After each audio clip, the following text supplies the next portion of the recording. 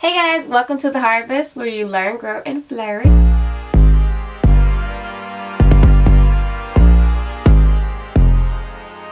Hey guys, welcome to The Harvest, where we learn, grow, and flourish.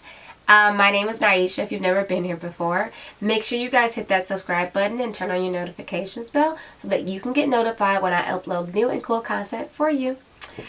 Today I'm going to be talking to you guys about my cabbage stew recipe. Now this was a recipe I started making before I became vegan. So the original recipe actually has ground beef in it, but we made it vegan. We took the meat out, added something else in for sustenance.